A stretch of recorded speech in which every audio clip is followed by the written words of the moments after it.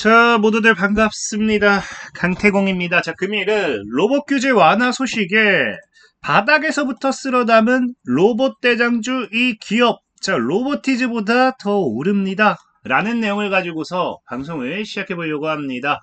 자, 방송을 시작하기에 앞서서 늘 말씀드리는 여러분들의 좋아요, 구독하기, 댓글까지는 너무나 많은 힘이 된다라고 말씀드리면서 오늘 방송 시작해 보도록 하겠습니다. 자, 일단 오늘 역시도 로봇 관련되어 있는 주식들이 굉장히 큰 상승의 움직임을 보여줬습니다. 그 가장 대표적인 모멘텀 중으로 하나로는 정부 정책으로 나오기 시작했다는 거죠. 그래서 현재 이재명 대통령이 불필요한 규제, 처벌, 중심 규제 손 보겠다라고 이야기를 했고요. 자, 그러면서 사실 이게 이런 로봇을 대표해서 이런 이야기를 한 건 아니에요. 여기서 나오는 내용만 본다라고 하면은 현재 이해관계가 굉장히 각 부처 간의 입장 차이라든지 이런 것들 때문에 굉장히 꼬여 있기 때문에 이거를 지금 이제 해소하겠다, 없애겠다, 이런 이야기죠. 그러면서 법제화를 포함해 강력한 추진력을 가지고 진행하겠다라고 했는데 이걸 이야기하면서 플러스 알파로 이야기한 게 뭐다?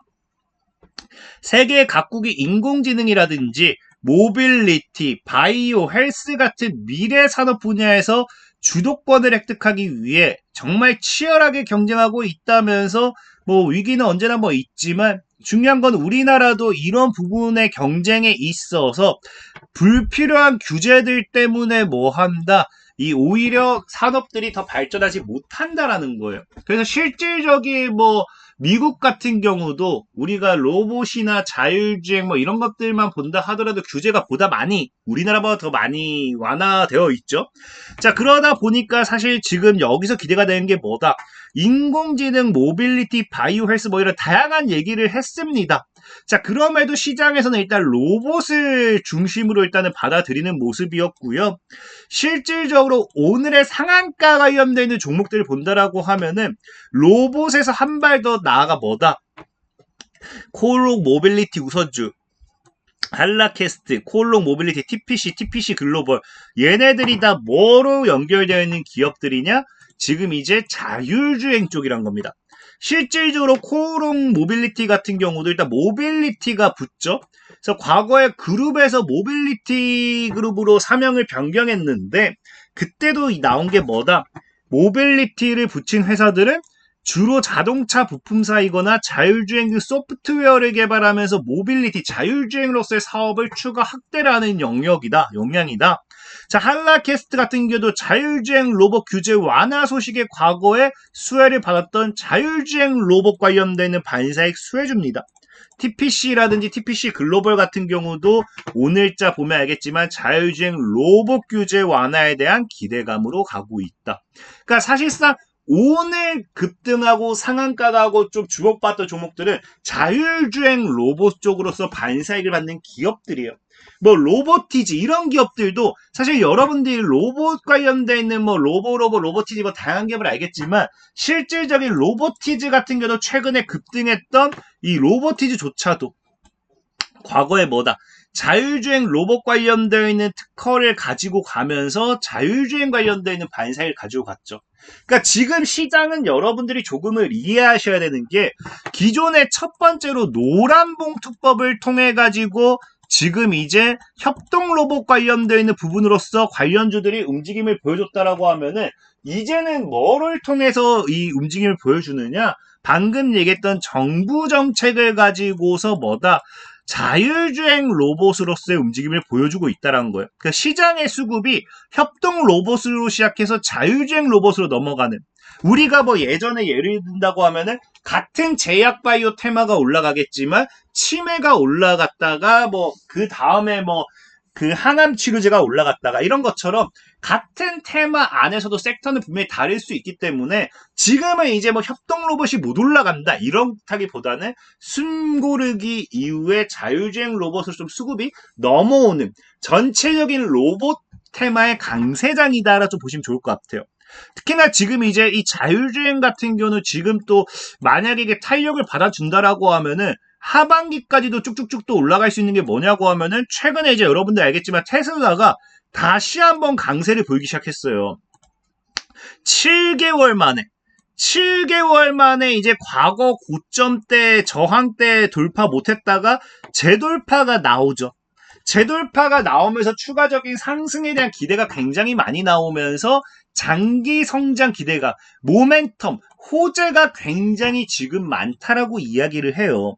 근데 여기서 지금 대표적인 호재가 뭐가 따라오고 있습니까? 지금 테슬라는 뭐하고 있다?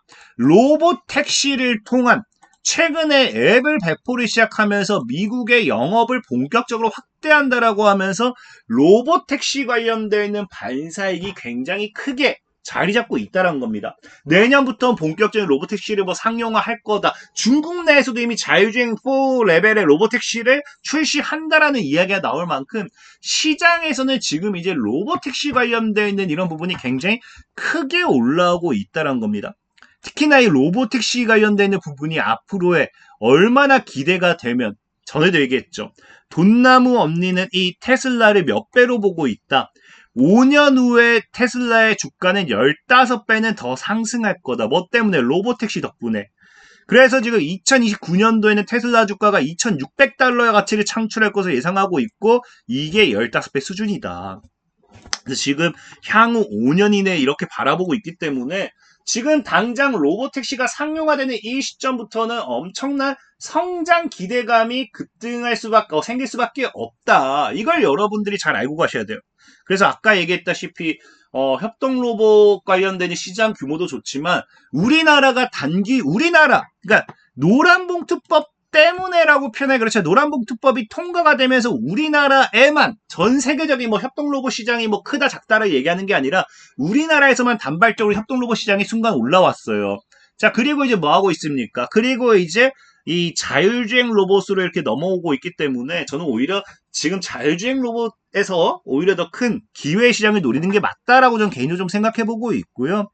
또 특히나 이제 그렇기 때문에 이런 테슬라와 함께 자율주행 관련되는 모멘텀의 시장이 꾸준한 성장을 한다라고 하면은 여기서 우리가 어떤 종목, 우리나라에서 과연 어떤 종목을 살 것이냐를 생각해 본다라고 하면은 저는 오히려 로보티즈 같은 경우는 이미 많이 올라갔죠. 그래서 오르지 못한 종목을 찾았을 때는 최근에 자율이동 로봇이라고 해가지고 이 자율이동도 자율주행입니다. 그래서 코인테크, 그러니까 코인테크가 여러분들 원래는 2차 전지 기업으로 다들 많이 알고 있죠. 그러니까 저는 오히려 이게 또 좋은 것 같은 게 최근에 코인테크 같은 경우는 2차 전지 관련되는 기업들이 다 나락을 가면서 같이 많이 무너졌어요. 같이 무너졌기 때문에 오히려 빠진 과대 낙폭이 굉장히 커요. 뒤에도 차트를 보여드리겠지만 낙폭이 굉장히 큰 상태에서 이제 2차 전지주들이 최근에 다시 한번 바닥을 잡고 반등점을 찾기 시작합니다. 여기서 이런 2차 전지주들의 반등과 함께 뭐를 기대해 볼 수 있다? 자율 이동으로서의 이런 업체로서 재평가받기 시작한다는 거겠죠.